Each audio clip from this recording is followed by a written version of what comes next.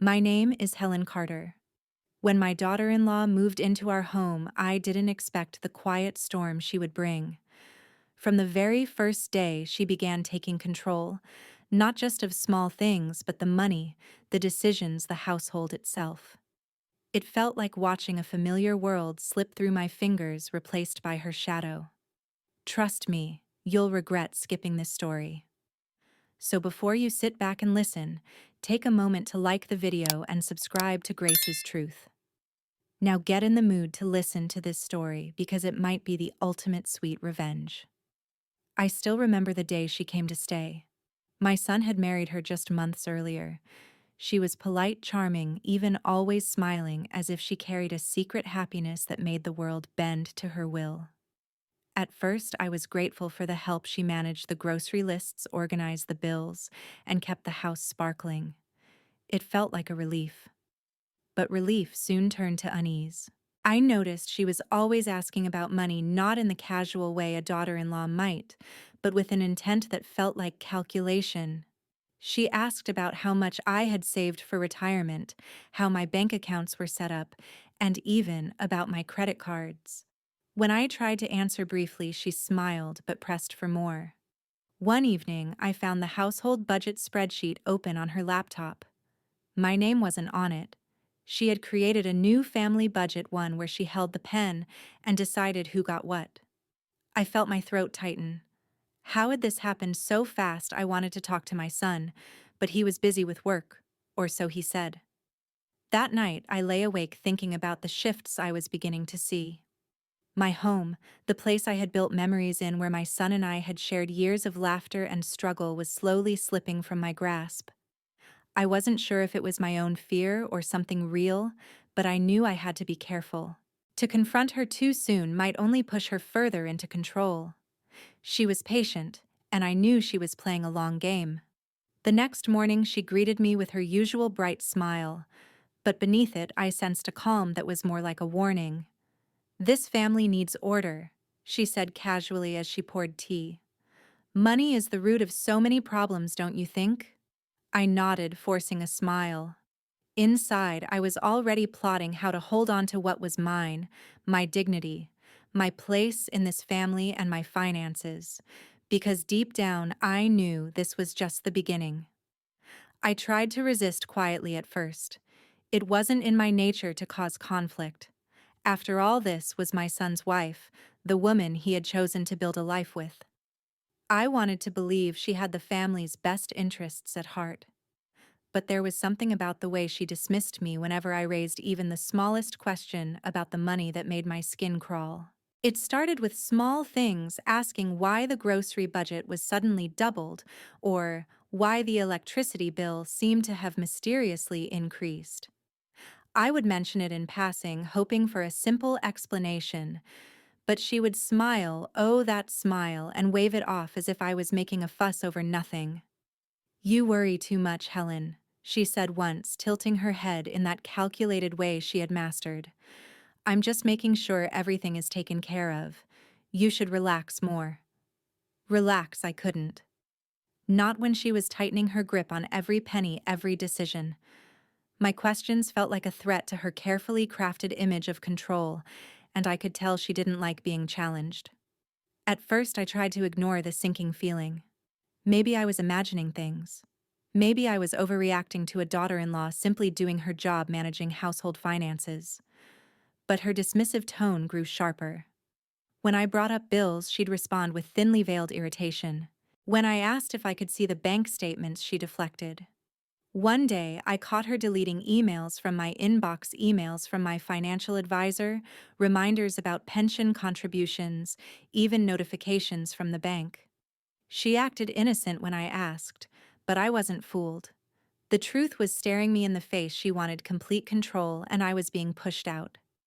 I started keeping quiet, but the silence felt like a slow suffocation. The house no longer felt like mine.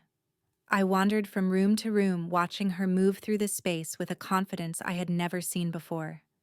She ruled the kitchen, the living room, even the bedroom where my son and I used to talk about our days. And my son, he was retreating. Where once he'd been protective and vocal, he now nodded at her every word like a man under a spell. I tried to talk to him, tried to explain how her behavior made me feel, but he brushed me off. "She's just trying to help Mom," he said, eyes tired. "You don't understand how hard it is to manage everything." I felt betrayed more than anything. The son who once stood by me was now standing on the other side of the battlefield. It wasn't just about money anymore. It was about my place in the family, about respect and trust. Every day, I felt more invisible. At family dinners, she dominated the conversation about expenses, investments, and savings, speaking in terms I barely understood. When I tried to join in, she would cut me off or redirect the talk to something trivial. One evening, as I quietly sipped my tea in the corner, she looked at me with that same smirk and said, "You're just too old-fashioned, Helen. These things are handled differently now." That stung. I was old-fashioned, maybe, but I had raised my son with the values of honesty and fairness. Now those values felt like relics of a past she was determined to erase. Her control was creeping into every corner of my life. The bills I paid from my own account were suddenly questioned, my expenses scrutinized. It felt as if she was monitoring me as closely as she monitored the household money. I was trapped between silence and confrontation. Speaking up risked alienating my son even further. Staying quiet meant losing myself. One afternoon, I found myself staring at a receipt she had left carelessly on the kitchen table. It was for a large sum spent on an online shopping site, but none of it was for family needs. Designer handbags, expensive shoes, luxuries I couldn't fathom. I wondered if my son even knew about these purchases. I wanted to ask, but the words stuck in my throat. Instead, I took a deep breath and wrote down the details in a small notebook I'd started keeping secretly. I told myself it was just a precaution. I wasn't sure why yet, but something inside me warned that this was not just about managing money, it was about control and deception. The tension at home was palpable. I could feel it in the stiff smiles at dinner, in the way my daughter-in-law's eyes would flash when she thought I wasn't looking. It was a silent war fought not with words, but with glances and calculated gestures. I tried to find comfort in my volunteer work at the community center, throwing myself into helping others. But even there, the shadow of home followed me. I would catch myself distracted, worrying about what was happening behind closed doors. One day, after a particularly cold exchange over a minor expense, I sat down with my son and said, "Please, I need you to see what's happening. This isn't just about money, it's about our family." His face tightened, and for a moment I thought he might listen, but then he shook his head and said, "You don't understand her. She's just trying to protect us." That was the last time I spoke openly about it. From that day, I resolved to be more careful. I started keeping records of everything: the bills, the purchases, the conversations. I was becoming someone I never thought I would be: suspicious, cautious, a watcher in my own home. But I didn't care. I would protect my family, even if it meant standing alone. I knew the quiet resistance I had started would have to grow louder. The game had changed, and I was no longer a bystander. The changes in the household became impossible to ignore.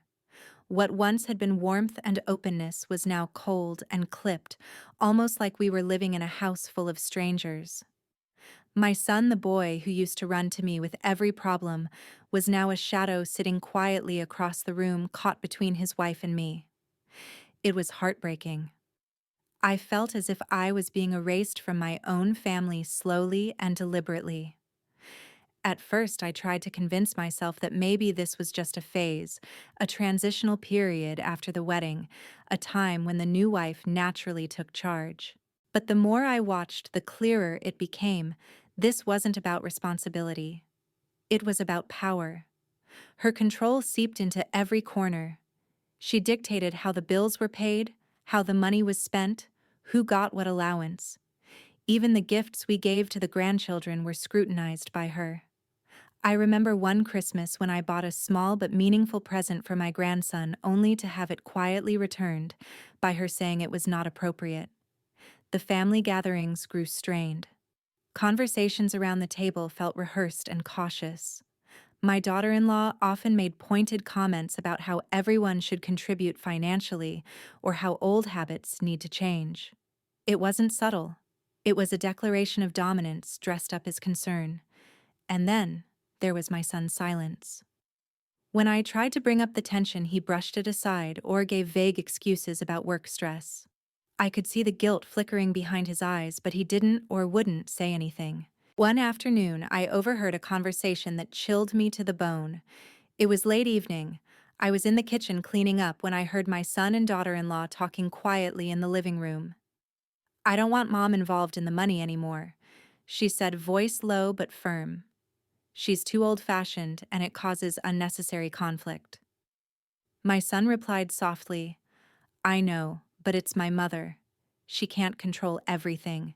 It's not healthy for her or for us."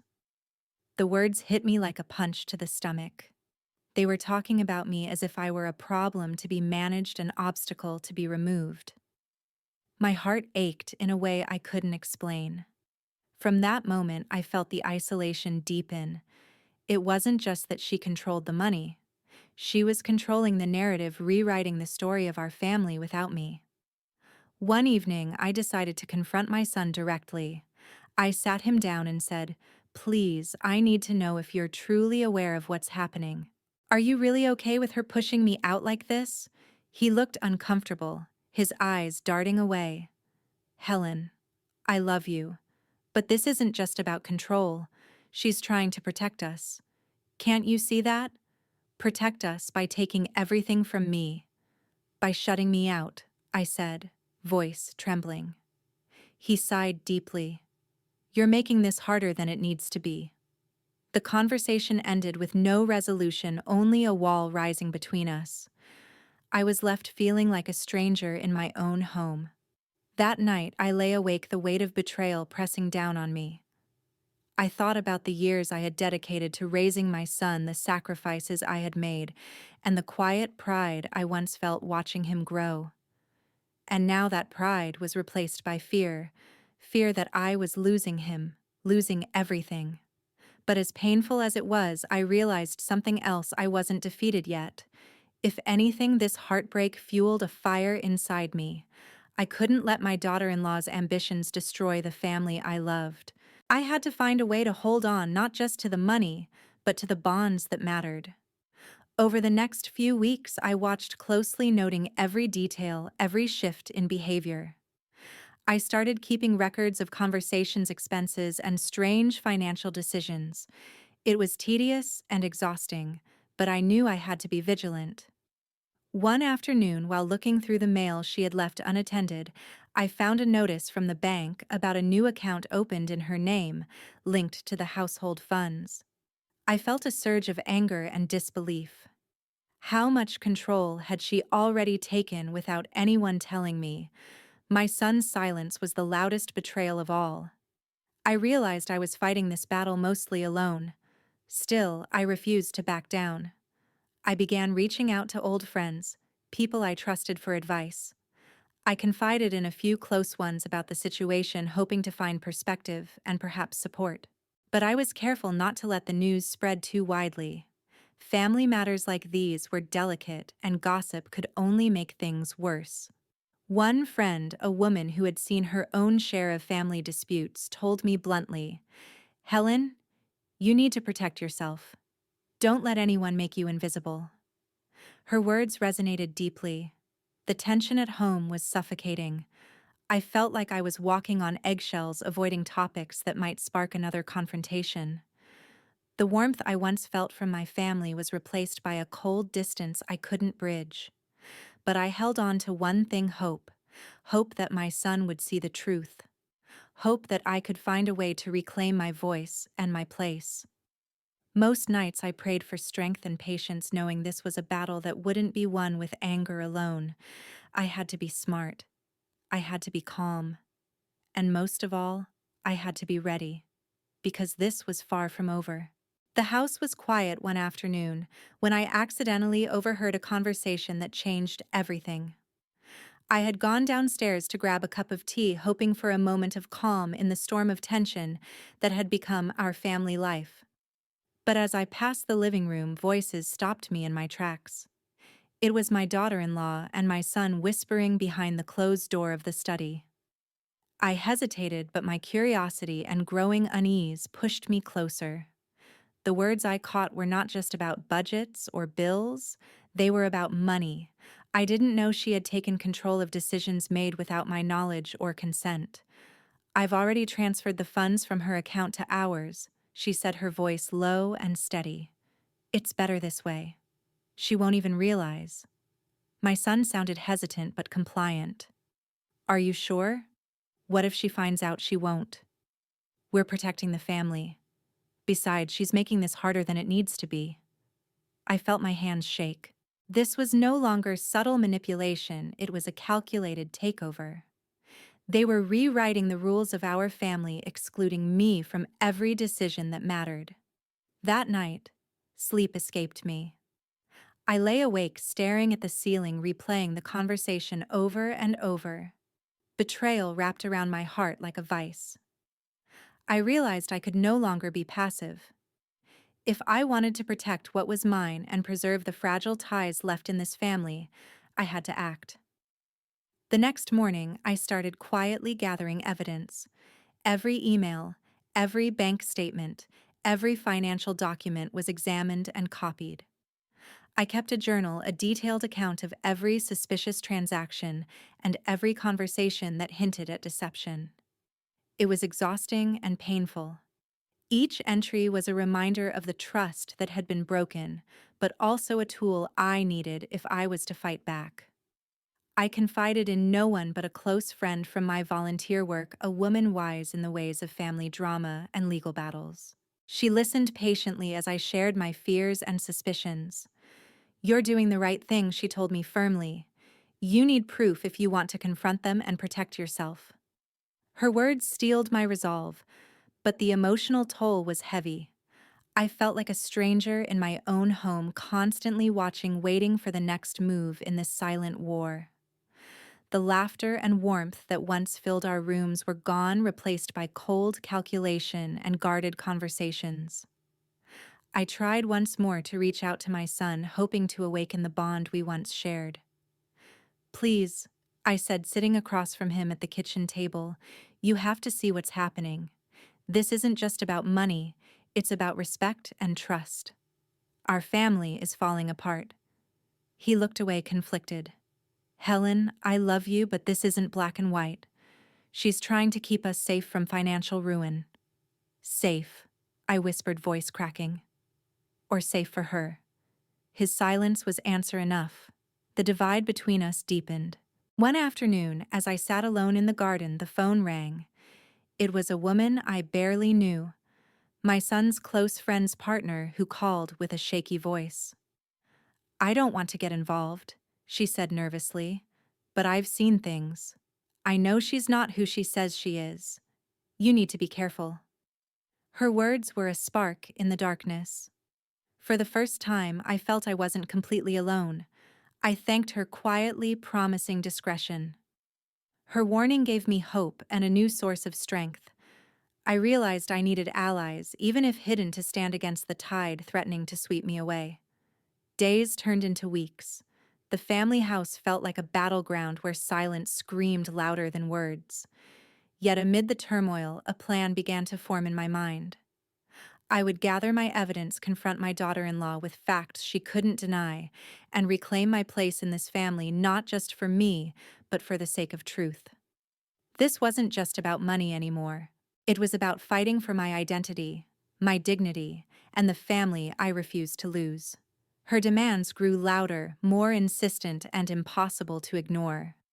What had started as subtle, almost innocent attempts to oversee the household budget soon morphed into a relentless campaign to control every penny I owned. It wasn't just about the grocery money anymore. No, she had her eyes set on my savings, my retirement funds, everything I had painstakingly accumulated over the years. She wrapped her intentions in honeyed words about family unity, shared responsibility, and looking out for each other, but beneath that sugary veneer lay a far more sinister motive: complete domination. It happened one chilly autumn afternoon. I had just finished dusting the living room when she called me into the kitchen. Her expression was calm poised, the picture of congeniality, but her eyes betrayed a quiet determination, a hint of steel, that made my heart beat unevenly. "Helen." She began, sitting gracefully at the kitchen table. "We need to talk about the finances." I felt a surge of unease. The way she said it made it clear she wasn't seeking a discussion. It was an announcement. "I've been thinking a lot about how we manage money in this household," she continued smoothly. "And honestly, it's time we make some changes." I forced a polite smile, bracing myself. "What kind of changes?" I asked. She leaned forward, resting her elbows on the table. "I believe it's best if you allow me access to your accounts. It's really for everyone's benefit. Managing all the money collectively will make things simpler, more transparent. We can avoid confusion and unnecessary conflict." I blinked, caught off guard. "My accounts?" I echoed. "You mean my personal savings and retirement?" She nodded, as if it were the most natural thing in the world. "Exactly. We're family, Helen. Our money should be shared." I shook my head firmly, trying to keep my voice steady despite the turmoil roiling inside me. "I'm sorry, but that's not something I'm comfortable with. My finances have always been separate, and they will remain so." Her smile tightened, no longer warm, but edged with impatience. "You're making this harder than it needs to be," she said softly, but with an unmistakable edge. "It's not just about you. It's about the family's future." I clenched my hands in my lap, swallowing the lump forming in my throat. It was no longer a request. This was a demand dressed in the language of love and protection. Over the next several days, the atmosphere at home grew heavier. She began to speak differently about me, particularly to my son. I heard her subtly undermine me with phrases like, "Helen just doesn't understand how things work anymore," or "she's stuck in old ways that don't fit today's world." Each phrase was a deliberate blow, carefully calculated to erode my son's loyalty and paint me as an obstacle to progress. The emotional manipulation was relentless and exhausting. She wielded guilt like a weapon, making it clear that loyalty to her was loyalty to the family and anything else was selfishness. One evening after dinner, I found myself alone with my son in the kitchen. The house was quiet except for the soft ticking of the clock. I took a deep breath and asked quietly, "Why are you letting her push me out like this?" His face fell, shadows of doubt and pain flickering across his features. "Helen," he said, voice low, "it's complicated. She's trying to protect us. I don't want to fight her." "But this isn't protection," I said, voice trembling. "It's control." He looked away, unable to meet my eyes. "Maybe I'm wrong, but I can't lose her." That moment tore me apart. My son was caught in her web, as trapped as I was. She had wrapped him in a web of obligation and guilt, convincing him that standing by her was the same as standing for the family. I was isolated, drained by the constant emotional weight pressing down on me. Yet beneath the exhaustion, a fire burned fiercely inside. I refused to surrender my rights, my dignity, or my place in this family without a fight. Determined, I began reaching out for help quietly and carefully. I contacted a trusted financial advisor, someone with experience in complex family finances. We spoke over several consultations about what my rights were and how I could protect my assets. The more I learned, the more resolute I became. One afternoon, I found myself sitting in a lawyer's office, the weight of the situation settling over me like a dark cloud. The lawyer was kind, but firm. "She's already accessed your accounts without your permission," he said gravely. "That's illegal. You have grounds to challenge this, but it will be a difficult and emotionally taxing process." I nodded, my heart pounding. This was the turning point I had feared and anticipated. Back at home, I started organizing everything meticulously. Bank statements, emails, text messages, every piece of evidence that hinted at her overreach. I kept a detailed journal chronicling suspicious transactions and conversations. It was painful, every entry, a reminder of trust broken, of battles fought behind closed doors. But I was ready. One afternoon, after compiling months of records, I sat alone in the garden staring at the worn notebook in my hands. I thought about the family I once knew, the warmth, the laughter, the love, and I promised myself I would fight to protect it no matter the cost. I also knew this wouldn't be easy. She was clever, patient, and calculated. She had ingrained herself so deeply into my son's life and mind that turning him against her was a battle in itself. Yet I couldn't give up. Not now. Not ever. The days that followed were a blur of tense conversations, careful observations, and private consultations. She watched me closely, her smile masking suspicion and maybe even fear. I could tell she knew I was no longer a passive player. One evening, as I prepared dinner, she approached me, her tone deceptively sweet. "Why don't you let go, Helen? It'll be easier for all of us." I met her gaze steadily. "Because some things are worth fighting for." Her smile faltered for a fraction of a second before she masked it again. "Suit yourself." That night, I lay awake, the battle ahead clear in my mind. This was no longer about household money or petty control. It was about power, respect, and reclaiming my place in a family that had started to forget me. I was scared, exhausted, but determined. Because sometimes love means standing strong when everything else tries to tear you down. And I was ready to fight for my dignity, for my son, and for the family I refused to lose.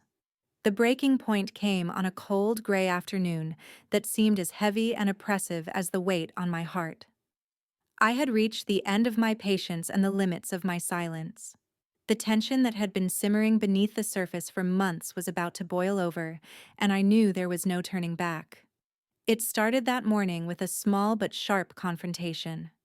I caught my daughter-in-law going through some paperwork I'd left unattended on the dining table. Her hands moved quickly, shuffling documents as if searching for something. When she noticed me watching, she froze, then flashed that same polite smile that I'd learned to dread. "Just making sure everything's in order," she said smoothly. But I wasn't fooled. I stepped closer, voice calm but firm.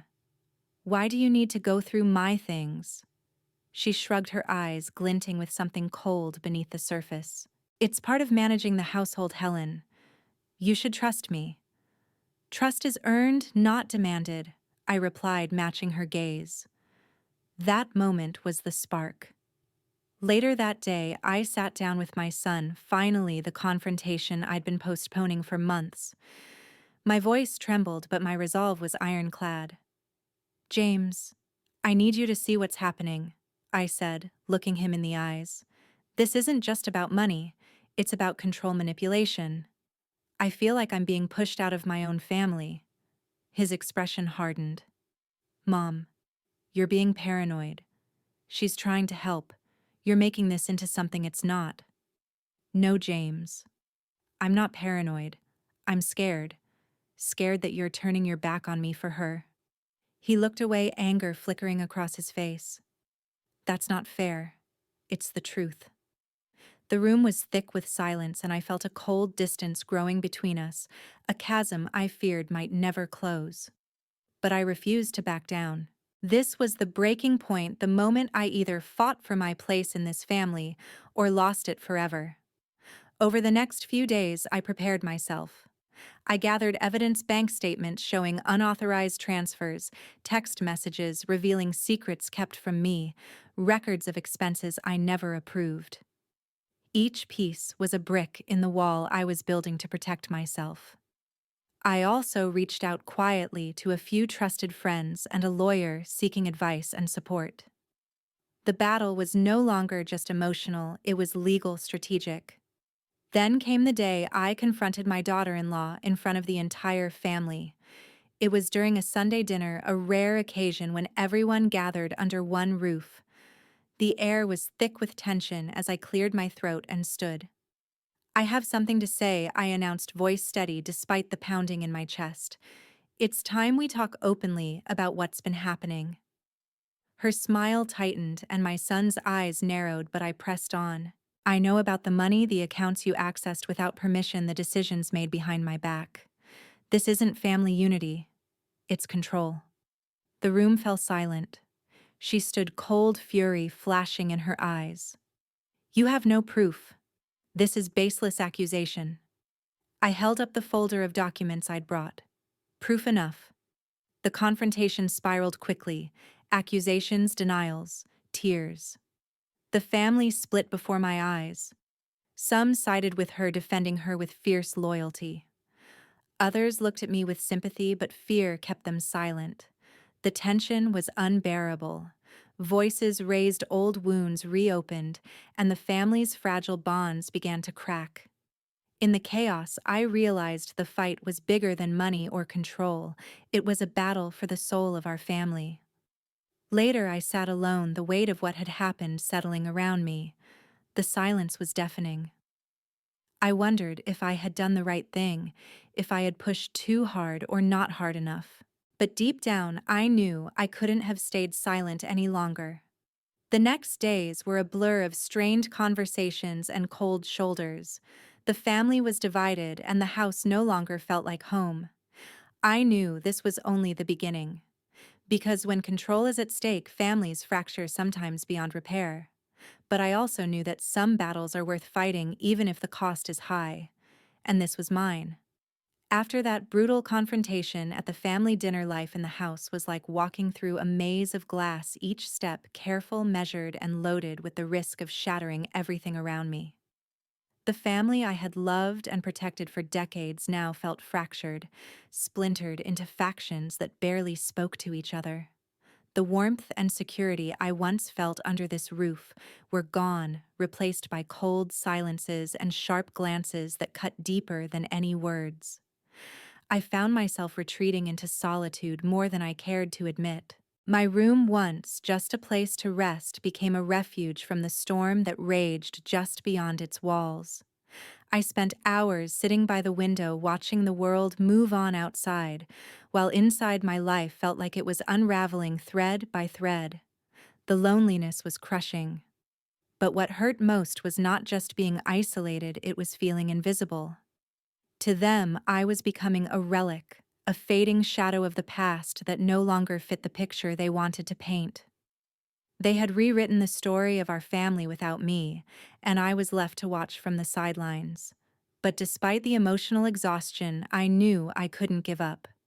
This fight was about far more than money or control. It was about my dignity, my place in the family, and the security I had earned over a lifetime. So I began the painstaking work of gathering evidence, a task that was both physically and emotionally draining. Day after day, I pored over bank statements, scanning for irregularities like a detective hunting for clues. I printed emails, texts, and receipts, each one a thread in the tapestry of betrayal that was unfolding before me. I documented every transaction, every unexplained withdrawal, every hidden account. Each new discovery was a fresh wound, proof that the woman who had claimed to love my son was quietly dismantling the life I had built. One afternoon, as I sat alone in a quiet cafe, my phone vibrated with a message from an unexpected source, a close friend of my son's who had been watching the situation with growing concern. She wanted to meet, and from the tremor in her voice, I knew she had something important to say. When we met, her eyes were heavy with worry. She leaned in close, lowering her voice. "Helen, you have to be careful. She's not who she seems. I've seen things that don't add up." Her words were a lifeline. For the first time in months, I felt I wasn't completely alone. Over steaming cups of coffee, she told me about the small lies, the manipulations, the way my daughter-in-law twisted situations to isolate me and control my son. She described whispered conversations, subtle digs that painted me as unreasonable or outdated. It was like listening to a map of the battlefield I had been too blinded to see clearly. The more I learned, the more resolute I became. This was no longer just a fight for money or respect, it was a fight for the truth. But the house itself had become a war zone. Family members split into factions, some charmed or intimidated by my daughter-in-law, others paralyzed by fear or indecision. The atmosphere was thick with tension. Meals were eaten in silence, conversations avoided, and smiles forced. One evening, my son finally began to show signs of cracking. He found me in the kitchen, his eyes tired and conflicted. "Mom," he said quietly, "I'm starting to see things differently. Maybe I was wrong to trust her completely." Tears welled in my eyes. After so long feeling isolated, hearing my son acknowledge the doubt was like a fragile ray of light piercing through the darkness. We began to talk, really talk for the first time in months. I shared everything I had uncovered: the unauthorized transfers, the secret accounts, the emotional manipulation. His expression shifted between disbelief, sorrow, and regret. "It's hard to accept," he admitted. "I wanted to believe in her and us, but maybe I was blinded." Rebuilding trust would take time, I knew. Healing the wounds that had been inflicted was like piecing together a shattered vase. No matter how carefully you tried, cracks remained. Meanwhile, I took practical steps to protect myself. With my lawyer's help, I changed passwords, froze suspicious accounts, and prepared for legal battles if necessary. Each precaution felt like a small victory in a war that was far from over. This fight was no longer just about money. It was about reclaiming my identity, my voice, and my rightful place in a family that had started to forget me. Every day was a struggle against fear, loneliness, and betrayal. But I refused to let it break me, because some battles, especially those fought for love, truth, and justice, are worth every scar. The weeks following that explosive family confrontation passed in a blur of quiet despair and steely determination. The home that once thrummed with warmth and familiar comfort had turned into a cage of silent tension and fractured relationships. Every room seemed to echo with the absence of the harmony we once took for granted. What remained was a fragile and brittle structure held together by the faintest threads of loyalty and love that were stretched thinner with each passing day. I found myself retreating further into isolation, seeking refuge in the small sanctuary of my bedroom. Here, away from the eyes that no longer truly saw me, I would sit for hours clutching a cup of tea, poring over documents that revealed a painful truth. Bank statements, credit card bills, transaction histories. These pages, once just routine paperwork, had become my evidence and my burden. Each number, each transfer I uncovered was a fresh wound. Unauthorized withdrawals that drained funds I had saved painstakingly for my retirement. Mysterious purchases of designer handbags and extravagant dinners at places I had never been invited to. Hidden accounts opened in my name without my consent, each one a deliberate step in the theft of my security and my dignity. The emotional toll was staggering. It was like reliving every betrayal, every whispered lie over and over. The ache of betrayal was compounded by the fact that the woman orchestrating this had come into our family under the guise of love and partnership. She had fooled us all except me, or so I hoped. Yet, despite the exhaustion and the heartbreak, I was resolute. I would not be erased. I would not let her win. It was during this dark time that an unexpected lifeline appeared, a quiet ally who had been watching from the sidelines. A close friend of my son's, someone I had barely spoken to before, reached out in hushed tones. We met in a small cafe tucked away from the prying eyes of family and neighbors. The rain tapped gently against the window as she lowered her voice, fear and sympathy warring in her eyes. "Helen," she began cautiously, "I've seen how she's been manipulating more than just the money. She's spinning stories, twisting the truth to make you look unstable, unreasonable. It's all part of her plan to isolate you. Her words hit me like a cold splash of water, terrifying and yet liberating. Finally, someone else saw the truth. Someone else understood the depth of the deception. Over the course of several meetings, she revealed the extent of the web my daughter-in-law had woven. Lies whispered to my son in private moments, attempts to turn friends and family against me, even subtle gaslighting designed to make me doubt my own perceptions.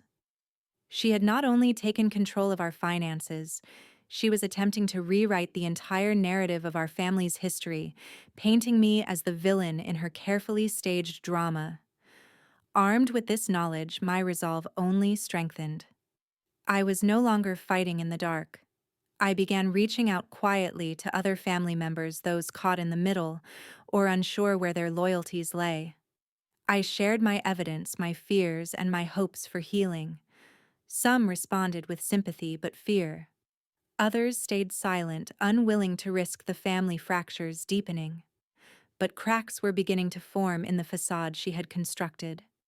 One evening, when the house was quiet and the tension momentarily softened, my son approached me. His eyes were clouded with fatigue and regret, a far cry from the confident young man I had once known. "Mom," he said softly, "I want to understand. I want to help." Tears pricked at my eyes. After months of feeling invisible and unheard, hearing his words was like a fragile ray of light piercing the thick fog of despair. We began talking, really talking for the first time in months. I laid bare everything: the unauthorized transfers, the secret accounts, the lies and emotional manipulation that had poisoned our family. His face betrayed shock, sorrow, and guilt in equal measure. "It's hard to accept," he admitted, voice thick with emotion. "I wanted to believe in her, in us. But maybe I was blinded." Rebuilding trust was daunting. Like piecing together a shattered vase, the cracks remained visible no matter how carefully we tried to repair it. But every conversation was a step toward healing. Together, we made plans. With the advice of my lawyer, I secured my finances, changing passwords, freezing accounts, preparing for legal battles if necessary. Each action was a reclaiming of my identity and dignity. Emotionally, the journey was even harder. James was torn between love and loyalty, guilt and awakening. The manipulations she had woven had ensnared him deeply, and freeing him was as much a process of unraveling as it was of forgiveness. The house, while still heavy with unresolved pain, began to show glimmers of hope.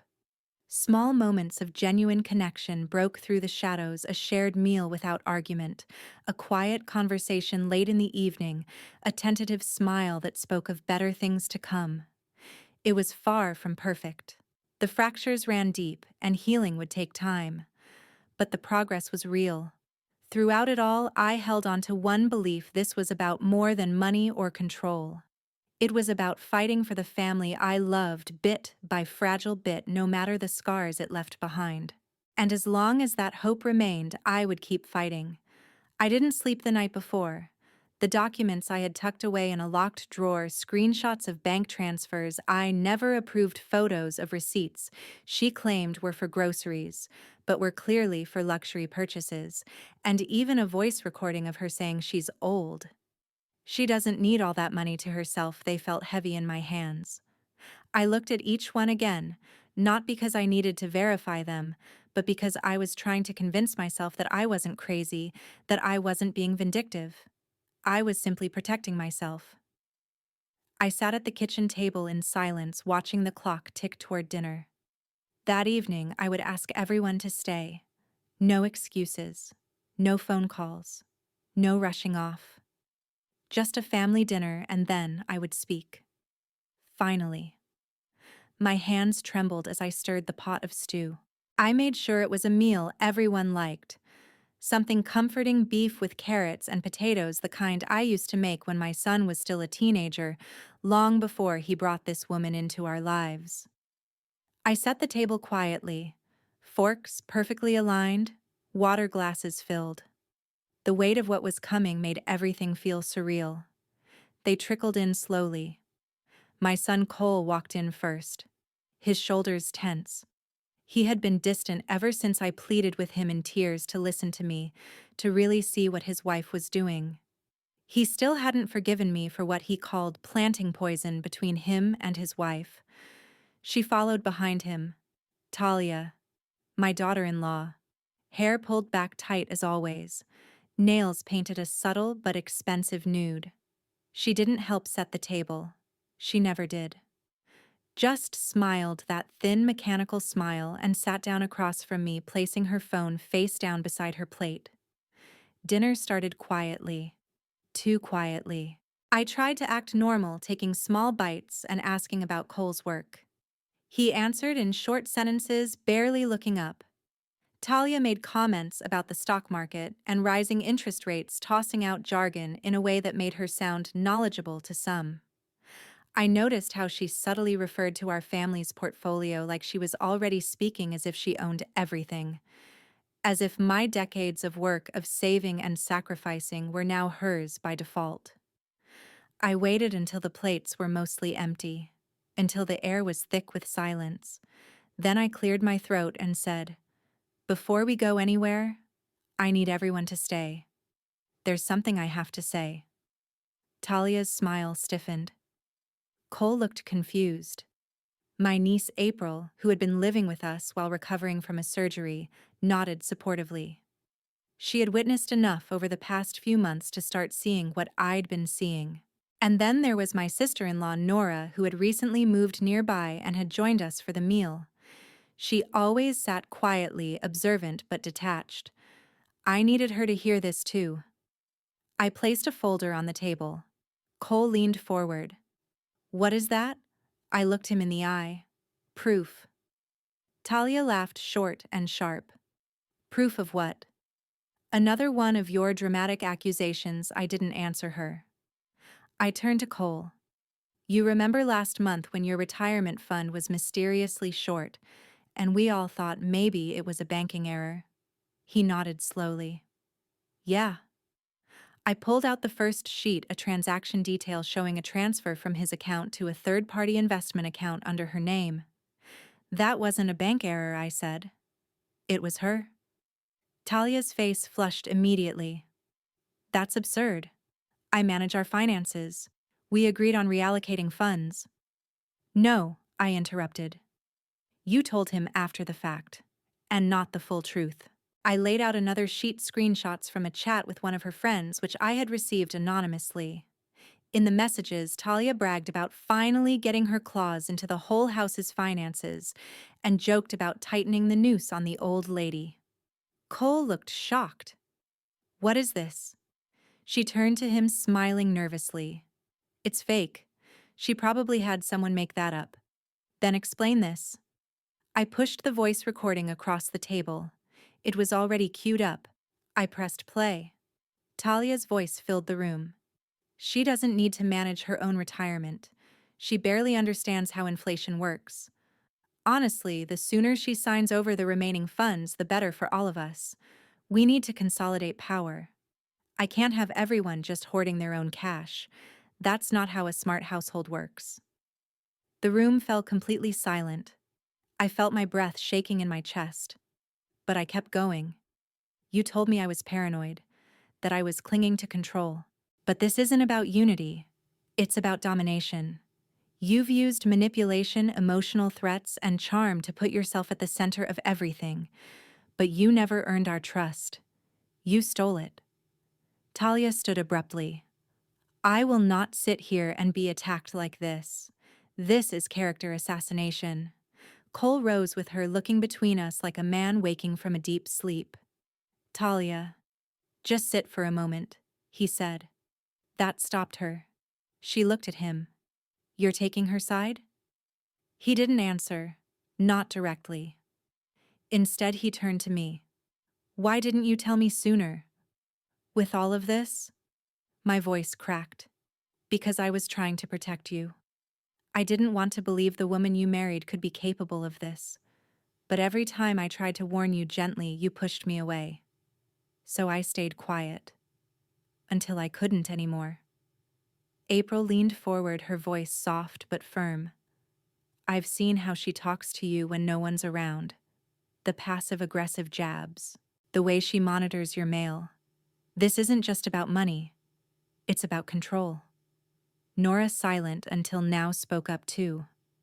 I thought it was none of my business, but I've noticed the changes too. The atmosphere.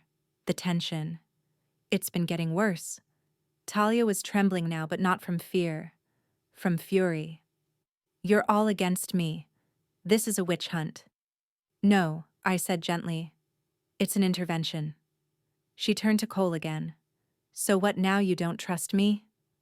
After everything we've built, Cole's face was unreadable. I'm trying to understand what's real, Talia. Because right now this evidence doesn't lie. She scoffed. So now we're judging each other based on recordings and gossip. Fine, I'll leave, and let's see how well this household runs without me. She stormed out of the room, grabbing her phone as she passed. The sound of the front door slamming echoed through the house like a thunderclap. We sat in silence for a long time. I stared down at the table where the evidence still lay, quiet now, but powerful. Cole didn't speak. Not for several minutes. Finally, he sat back down, his head in his hands. I don't know what to say, he whispered. You don't have to say anything right now, I told him. Just promise me you'll take the time to see clearly. You've been under her spell. But now the fog is lifting. April reached over and put her hand on mine. You were brave, Aunt Miriam. I swallowed hard. No, I was just tired of being afraid. That night the house felt wounded. Not broken, but deeply wounded. There had been no screaming match, no physical violence, but emotional betrayal, the kind that festers in silence, had finally been dragged out into the light. I didn't feel victorious. I felt raw. But I also felt something else I hadn't felt in months: dignity. Because finally, I had stood up. The day after the confrontation, the house didn't just feel quiet, it felt unstable, like the walls themselves were holding their breath. I sat at the kitchen table with my morning tea, staring at the untouched newspaper in front of me. The headlines blurred. My hands still trembled slightly. Sleep had come in small, restless waves. Every time I closed my eyes, I heard Talia's voice, sharp, indignant, filled with fury. You're all against me. She'd said it like a curse. And maybe it was one, because now the curse was spreading. Cole hadn't spoken to me since that night. After she stormed out, he stayed in the living room for hours, staring blankly at the wall. Then he disappeared upstairs and never came down for breakfast. It reminded me of when he was a boy, when something hard happened at school, and he'd shut himself away in his room until the world made sense again. Only now, he wasn't a boy. He was a man, and this was his marriage. God knows you've never liked her. She said you've been waiting for a moment like this. I wanted to scream. Instead, I took a slow breath. I didn't want any of this. I've been trying to protect what I've worked for. Talia's been managing the family's money like a queen on a throne, and not in anyone's interest but her own. Lorraine threw her hands up. You're not the only one who understands finances, Miriam. Young people think differently about money. That doesn't mean she's out to rob you. She transferred Cole's retirement funds behind his back. She's tried to access mine. What would you call that? Her mouth opened and then closed again. Believe what you want, I added. But I'm done pretending everything is fine just to keep the peace. She stood in silence for a moment, then shook her head, muttered, "This family is a mess," and walked out. I didn't stop her. By the next day, the ripple effect was unavoidable. Cole's younger cousin Michael, someone I'd helped raise when his parents split, sent me a long, careful text that started with, "I love you, but maybe I had gone too far. But maybe I should have waited for a private moment. But wasn't there a gentler way?" Each sentence was polite, measured, and each one felt like a little blade. Talia, it seemed, had wasted no time spinning her version of the story. She framed it as an elderly woman losing her grip on reality. She even hinted I later learned that I was suffering from paranoia, that I had misinterpreted things, that I was lonely, controlling, possibly even senile. The insult wasn't direct. It didn't have to be. The damage was already done. Even Nora, who had spoken up that night, grew quieter in the days that followed. She wasn't cold, just careful, as if afraid that showing too much support for me would paint her as biased. I understood. No one likes to be pulled into someone else's war, especially when that war is inside a family. But I also noticed something else. Cole started coming to the dinner table again. Not every night and not always for long, but when he did, he watched me differently. He didn't talk much, but when I moved around the kitchen, I could feel his eyes following me, not with suspicion this time, but with confusion, with hesitation. Once I caught him lingering near the drawer where I kept the folder of evidence. I said nothing. I wanted him to come to it on his own. But silence was not the only thing we were navigating now. Talia was still in the house. Though she didn't eat with us, I saw her car parked outside in the evenings. I heard her voice in the guest bedroom, the one she had apparently moved into temporarily, talking on the phone. Sometimes she cried loudly, and I couldn't tell whether it was sincere or strategic. Then 3 days after the confrontation, she reappeared at breakfast. She entered the kitchen dressed impeccably in pale blue, her eyes puffy but chin high. She poured herself coffee and sat across from me without a word. Cole entered moments later. The air tensed. She looked at him. "I want to speak to both of you." I braced myself. "I've been thinking," she began, "about everything that was said, and about how things escalated." I didn't respond. Cole nodded slowly. "I never meant to make you feel excluded." She continued, looking directly at me. "I thought I was helping. I thought, maybe wrongly, that I had to step up and manage things before they spiraled. But maybe I stepped too far." Her tone was calm, measured, but her eyes didn't match. There was no warmth, just calculation. "I'm willing to make changes," she added, "but I need to feel respected too, and not ambushed." Cole glanced at me, waiting. So I answered, "Respect is earned. You tried to take control of everything without involving the people it affects. That's not leadership. That's tyranny." Her mouth twitched. "That's dramatic." "Is it?" I said, leaning forward. "You lied. You hid things. You manipulated. And when called out, you played victim. So no, I don't feel the need to sugarcoat anything." She looked at Cole. "I'm trying to repair this. Then start with the truth." He said, his voice flat. "All of it." Her eyes widened slightly, and I knew in that moment something had shifted. He was no longer just protecting her. He was watching her. And she knew it. That afternoon, she left the house. Said she needed time to clear her head. She didn't say when she'd return. Cole didn't stop her. But the damage had already been done. The fracture in the family ran deep now. People were choosing sides even if they didn't say it aloud. Holidays suddenly seemed uncertain. Invitations were being pulled back, or worded more cautiously. Cousins who once called every week now sent one-word texts. "Hey, thinking of you. Hope you're okay." Everyone was waiting to see how the dust would settle and who would still be standing in the end. And me, I was tired. Tired of defending what should have been protected by love. Tired of watching my family behave like strangers. But I wasn't broken. No.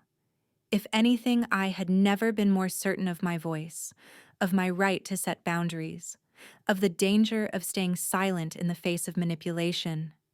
This wasn't just about money anymore. It was about identity, dignity, family, and what each of those things truly meant. I never imagined I'd find myself in a lawyer's office at this stage in my life. I always pictured my golden years filled with quiet mornings, time in the garden, the warmth of my grandson's laughter echoing through the house. Not meetings with attorneys, financial statements splayed out like battle plans, and terms like asset protection, power of attorney, and estate recovery being thrown around like weapons in a war I never chose. But here I was, The office was stark, but professional glass walls, beige carpet, chrome accents, and that sterile, lemony smell that clings to documents and urgency. Across from me sat a woman named Miranda Chen, sharp eyes, calm voice, and a presence that immediately suggested she'd seen far too many families implode over what they once thought was love and trust. She offered me tea, which I politely declined, and then began. "Mrs. Harrington," she said, folding her hands over a yellow legal pad, "before we begin, I want you to understand something. You are not overreacting. I see cases like this more often than you might believe. Financial abuse, especially within families, often hides behind civility, guilt, and obligations." I nodded slowly. Her words sank into me with the weight of truth. I wasn't overreacting. I was just late to act. We spent the first hour going over everything. I handed her the folder of evidence I had compiled: the transactions, the voice recordings, the written notes I kept of conversations where Talia had pressed me to sign over access to my savings. Miranda reviewed them methodically, highlighting lines, making quick notes in shorthand. "How much of your finances are still in your sole control?" she asked. "Most of it," I said. She tried to get access. I refused. "But she's been manipulating my son, and it wouldn't surprise me if she finds another way in." Miranda nodded. "That's the right instinct. First, we'll need to secure your assets. Legally. That means updating your will, establishing a trust if needed, and more importantly, assigning someone you trust as your financial power of attorney. Someone who's not vulnerable to manipulation." I stared at her. I thought that was what family was for. Her smile was sympathetic. "Family is often where the worst betrayals begin." She was right. I'd been raised to believe family meant protection, meant loyalty. But now I understood those things must be earned, not assumed. Miranda continued, "Given the amount you've saved and the property in your name, I'd strongly recommend we place your home and accounts under a revocable trust controlled by you and you alone, but structured to make it legally difficult for anyone else to act without your consent." She explained further, but I could feel my mind floating somewhere just behind the conversation. I nodded. I took notes. But emotionally, I was somewhere else in the kitchen, watching Cole as a boy stacking his toy soldiers in perfect rows on the table. Back when he looked at me like I could fix anything. Back when there were no lawyers, no secrets, no power struggles. When the meeting ended, Miranda handed me a folder and said, "Take a day. Think it over. But please don't wait too long. Time is something financial predators count on." I walked out with that folder clutched tight against my chest, feeling more like armor than paper. Outside, the afternoon sun made everything look too bright, too exposed. I sat in my car staring at the wheel, and for the first time in weeks, I cried. But not just from pain, from clarity. I wasn't powerless. Not anymore. When I returned home, the air felt thick again, like something had shifted in my absence. Cole's car was parked outside. April met me at the door, her face serious. "They're upstairs," she whispered. "They." Talia came back. My jaw clenched. I stepped inside slowly. I didn't go up right away. I needed a moment to breathe, to gather myself, to stop the trembling in my fingers. I sat in the living room where so much had already unraveled. I imagined what they were saying upstairs. Was she still spinning her story? Was Cole still caught in the middle, trying to love two women who were quietly at war? Then footsteps. Talia descended first. She paused when she saw me. Her lips parted, slightly surprised. Not fearful, not apologetic. Just calculating. "You're back," she said. I didn't answer. I watched her. She gave a thin smile. "For what it's worth, I'm glad you're seeking legal advice. That way we can all avoid misunderstandings." That word, misunderstandings, felt like acid. She walked past me, clutching her purse tightly. But as she passed, she said almost inaudibly, "You can't control everything, Miriam." I said nothing. I didn't have to. Because now finally I was. Cole came down a few minutes later. His eyes were red. "She says you're trying to cut her off from the family," he murmured, sitting beside me, "that you're out for revenge." I looked at him. Do you believe that he didn't answer right away? Then quietly he said, "No, not entirely. But she's scared. She says she's trying to protect what we've built." "What you've built," I asked, "or what she's taken over?" His head dropped into his hands. "I don't know what to believe anymore." "Then believe this," I said gently. "I went to a lawyer today. I'm protecting myself, Cole. I'm not waiting to be taken advantage of again. And I truly hope you don't end up regretting the trust you've placed in her." He looked up at me, tears brimming. "You think I already should?" I didn't answer. That was for him to decide. The days that followed were filled with quiet preparations. Miranda and I began drafting legal protections. I updated my will. I rewrote the ownership documents of the house, placing it into the newly formed Harrington Family Trust, one that named no successor without my written consent. I added April as a medical and financial power of attorney with her cautious blessing. Each document I signed felt like a stitch sewing up a wound that had been bleeding for far too long. And the more I sewed, the more I noticed something else. Talia began pulling away. She stopped joining family meals. She no longer hovered in the kitchen with her subtle commentary. She was often out sometimes, all day. I heard Cole ask her once, "Where were you?" and her answer was curt. "Out." The balance of power had shifted. She could feel it. One evening, Cole came to me again. He sat on the porch, hands in his lap, voice quiet. "She told me yesterday that if I couldn't trust her anymore, maybe we should separate." My heart clenched. "And what did you say I told her?" "I don't know. That silence between us, it wasn't disappointment. It was grief." He wasn't just losing a partner. He was losing the illusion of what he thought love was. And in some ways, so was I. 2 weeks later, a thick envelope arrived by certified mail. It was from Talia's lawyer. Inside, a formal notice requesting financial transparency of all shared family assets, along with a veiled threat of potential legal action if I refused to disclose withholding behaviors. I laughed, a short, bitter laugh that came from somewhere deep. She was escalating, but now I had my own lawyer, my own plan, my own wall of protection. I called Miranda. She reviewed the letter and calmly said, "This is a scare tactic. We'll respond with a statement of non-applicability. She has no legal claim to your private estate unless you've formally merged finances, which from what you've told me you haven't." I felt my shoulders drop for the first time in weeks. I wasn't alone. I wasn't vulnerable. Not anymore. Still, I didn't feel triumphant. Because even as I defended myself, something else was becoming clear. This would change our family forever. No matter what happened next, whether Talia stayed, whether Cole saw the full picture, the innocence was gone.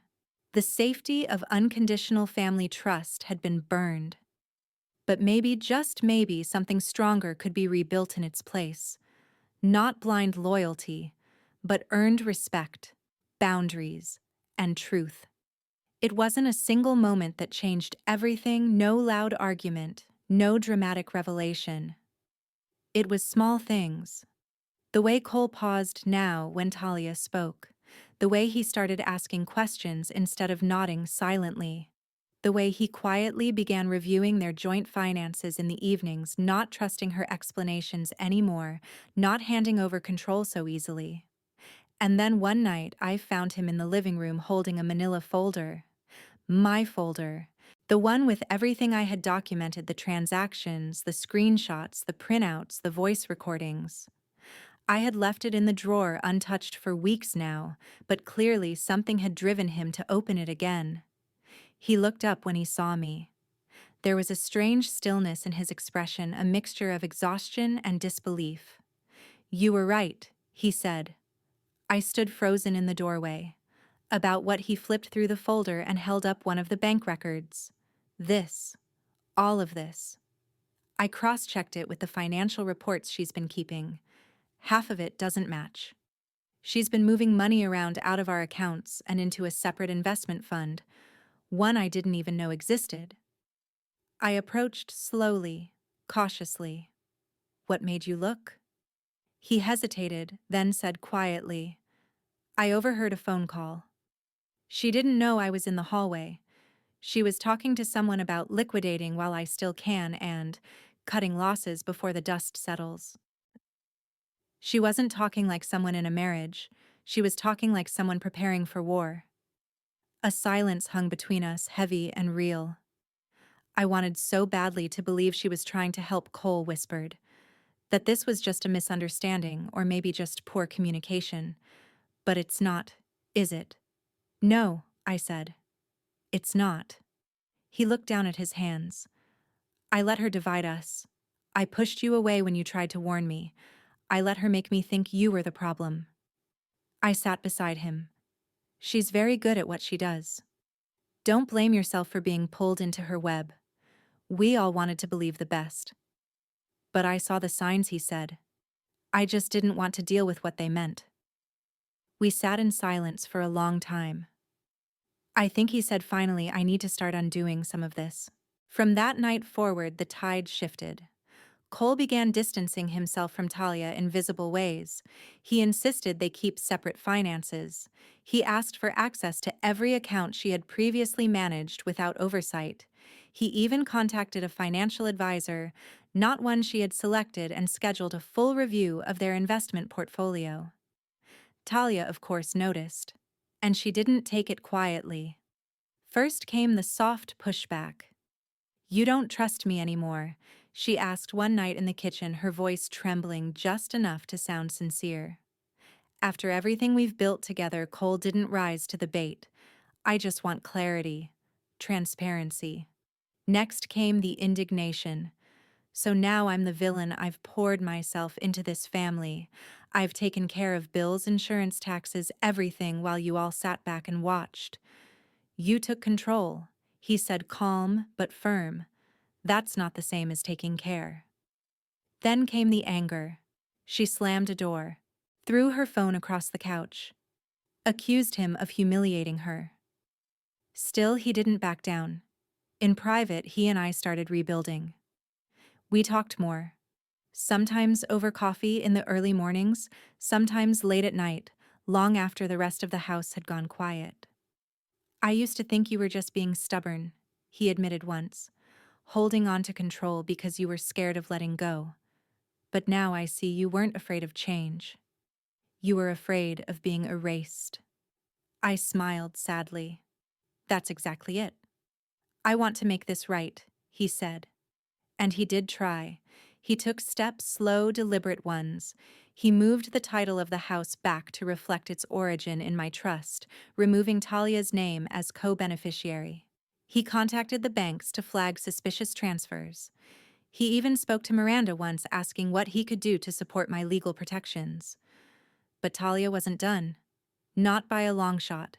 One afternoon, I returned from the grocery store to find Talia in the living room, pacing like a storm cloud ready to break. She turned to me with eyes full of fire.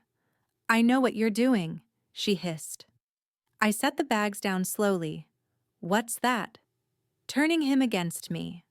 Poisoning him. You couldn't stand that I was in control, so you built a whole campaign to take it all back." "No," I said, voice even. "You lost control when your lies caught up to you. I didn't turn him against you. Your actions did." She laughed bitter low. "You think you've won something. You think this ends with you sitting on your throne untouched. Please. Cole is only half awake. He'll swing back. He always does." "I'm not trying to win," I said. "I'm trying to survive. You made this a war, not me." She stepped closer. "I could still ruin you, you know." I didn't flinch. "Try." She studied me, waiting for fear. But there was none left. Not anymore. She turned on her heel and left the room. That night she didn't come home, and for the first time in months the house was quiet. Truly quiet. In the days that followed, things settled in a strange, new way. Cole didn't speak of her much. He focused on his work on repairing the financial mess she'd left behind, and on rebuilding trust not just with me, but with himself. One evening, we sat on the porch watching the sky turn orange and pink over the trees. I used to think protecting my marriage meant defending it at all costs, he said, even if it meant ignoring the truth. But now I know. Protection doesn't mean denial. It means facing reality, no matter how painful. I nodded. Love doesn't mean closing your eyes.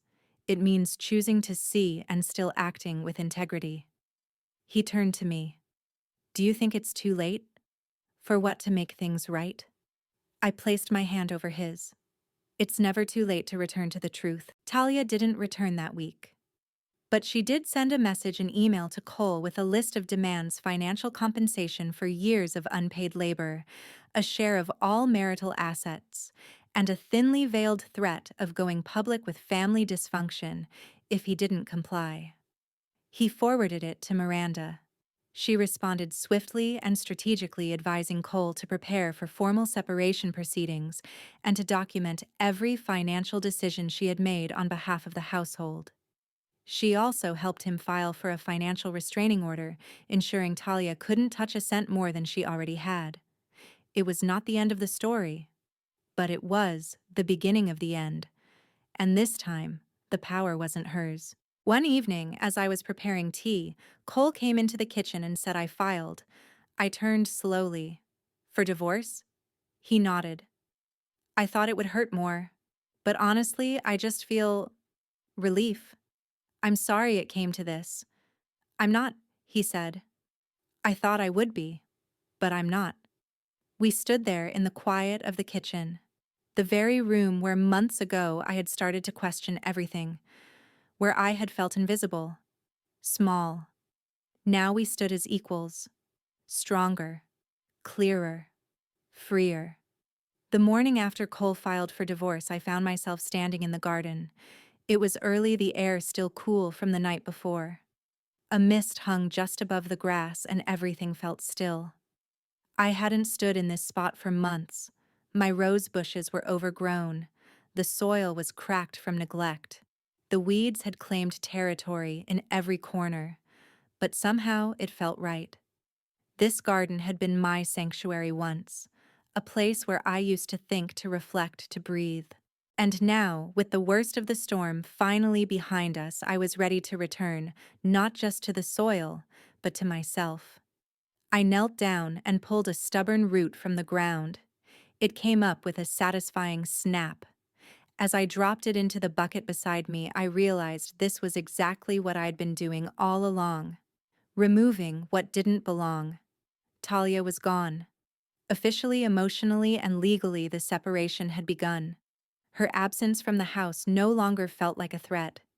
It felt like air returning to lungs that had been tight for far too long. Cole had begun sleeping better, eating better, smiling not often, but more than before. He moved through the house without that weight dragging behind him. He no longer flinched when her name came up. He was healing in his own quiet way. And I was too. The first thing I did was sit down with Miranda again. We met at her office, where she greeted me with a warm handshake and that same steady calm I had come to rely on. I want to update everything I said, opening my folder. My trust, my will, my beneficiary documents, everything. She nodded. You're ready to take full control again. Yes, I said. But this time, I'm not just protecting myself from outside threats. I want to leave things clear, transparent, so that no one ever has to dig through this mess again. She guided me through the process. We removed Talia's name from every document where it had been added, even mistakenly or informally. We updated the trust to ensure that control of my estate would only pass to someone with my express and notarized approval. I added clauses about misuse of funds, emotional coercion, and financial guardianship, not because I expected another Talia, but because I'd learned to never leave cracks unsealed. I even sat down with April, who remained my unwavering support, and explained everything to her line by line. She didn't flinch. Aunt Miriam, she said, whatever happens in the future, I'll carry your choices out with respect, not entitlement. And that was all I needed to hear. Back home, I began cleaning not just the house, but the energy of it. I packed up Talia's things carefully and without anger. I placed them in boxes labeled with her name and stacked them in the garage. She had sent someone to retrieve her clothes already, but I found more: her books. Her unused candles, a decorative tray she insisted we display in the living room. I wasn't angry as I sorted through them. I was focused. Clear. This wasn't about punishment. It was about reclaiming my space. Each item gone made the air feel a little lighter. By the end of the week, the house looked different. Cleaner. Calmer. The kind of space that didn't whisper tension in every corner. One night, Cole asked if he could cook dinner. I blinked. "You?" He laughed. "Don't act so shocked. I used to help you when I was little. Boiling spaghetti doesn't count." Then I guess we'll find out if I've improved.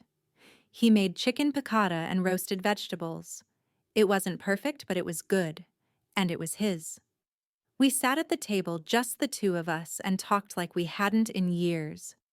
"You know," he said, sipping his wine for the first time in a long time, "I don't feel like I'm walking on eggshells in my own house." I nodded. I used to think the same thing, but about my own son. He winced. "I deserve that." "No," I said softly. "You deserve truth. We all do.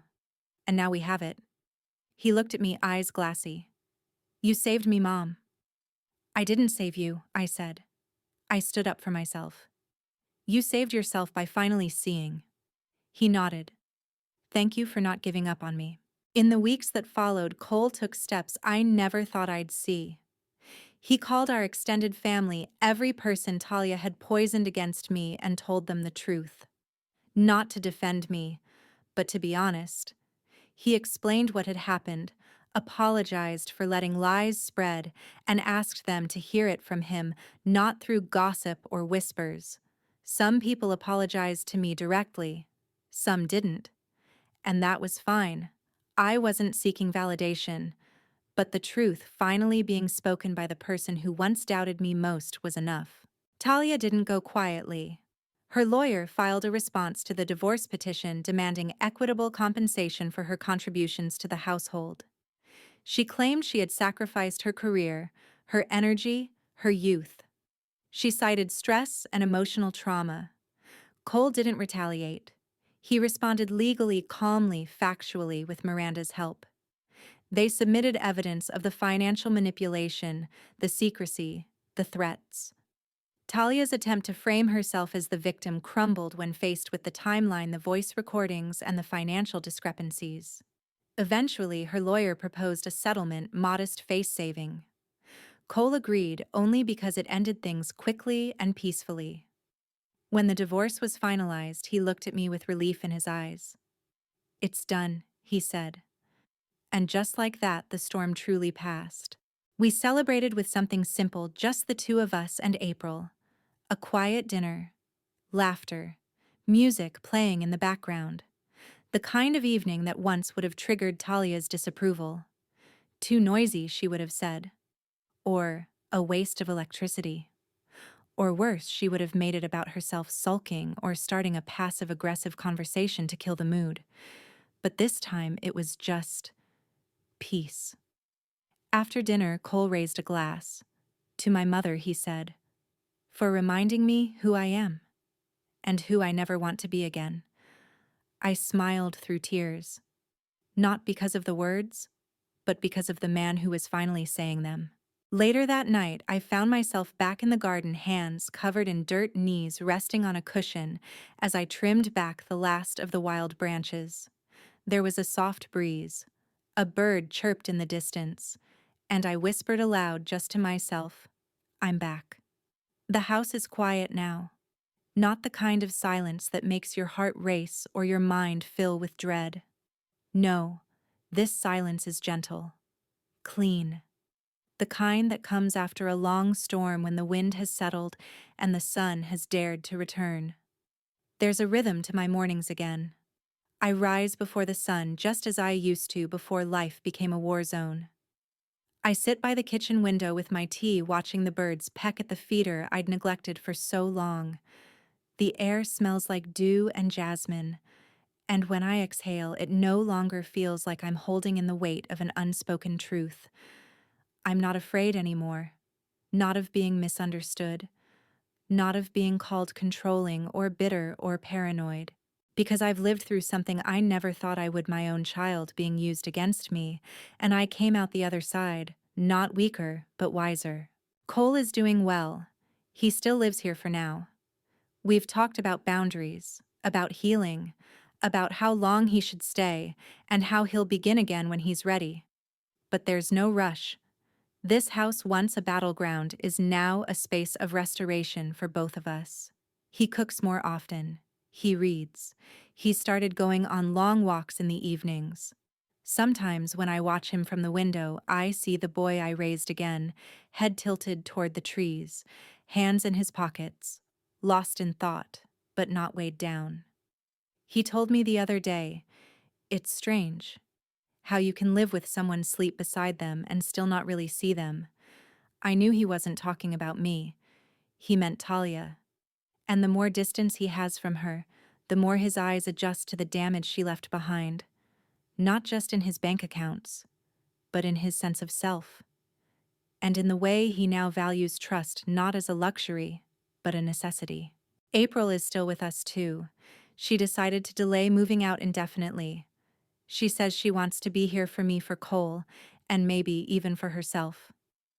I suspect she doesn't want to go back to a world that feels hollow after what she's seen unfold in our family. She's taken up painting. The guest room has become her studio, bright canvases propped against every wall, sunlight streaming in as if even the house knows we're rebuilding something beautiful again. I think she said one afternoon, as she dabbed blue onto a canvas this family needed to break before it could breathe. And I agree. There's a scar, of course.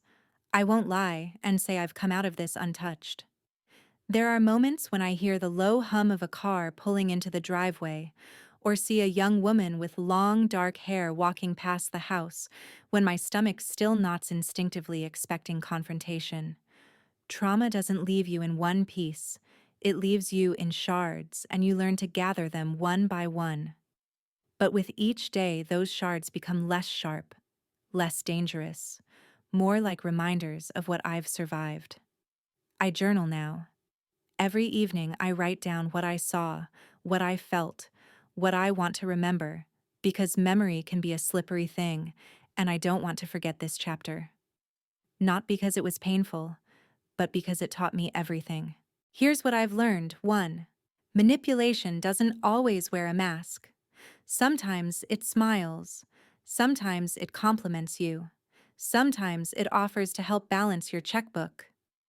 It creeps in under the guise of support and efficiency, but it comes with strings, ones that tighten around your autonomy until you forget who you were before someone else began managing your life. 2. Silence can be survival, but it cannot be permanent. For months, I swallowed my discomfort. I minimized. I second-guessed. I feared being called ungrateful or old-fashioned, but in doing so, I gave away space I had every right to occupy. Speaking up was hard, but staying quiet was killing me. 3. Family doesn't mean submission. We were taught to protect family at all costs. But there's a difference between loyalty and blindness. Protecting someone who harms you isn't noble. It's a betrayal to yourself. And love, real love, should never come at the cost of dignity. 4. Boundaries are a form of love. I used to think setting limits meant pushing people away. Now I know it's the opposite. Boundaries are how we create safe spaces for ourselves and for those we care about. Without them, everything becomes blurred and broken. 5. You can start again at any age. There is no expiration date on reclaiming your life. I'm not a young woman, but I am no less capable of growth, of change, of taking back the reins. It's never too late to say, "This is mine, my voice, my name, my future." Talia hasn't contacted us since the divorce was finalized. There was no dramatic farewell, no apology, no last attempt at manipulation. Just silence. Perhaps even she knew that her grip had finally slipped, that the web she spun had collapsed under its own deceit. I don't hate her. I don't even think about revenge. Pity, maybe. Sadness for whatever childhood or belief system taught her that control equals security, that domination equals worth. But mostly, I just let her go. She doesn't belong in this chapter. One afternoon, I went into the attic to look through some old boxes. Among them, I found a photograph from years ago, me, Cole, and his father smiling in front of the garden, our arms wrapped tightly around one another. We looked happy. Not perfect, but real. I took the photo downstairs and placed it in a new frame on the mantel. Not to cling to the past, but to remind myself of what once was and what can still be. We've lost something, that's true, but we've also gained something else. Truth, resilience, each other. And in the end, I'd choose those things over illusions any day. This chapter is over, but the story continues.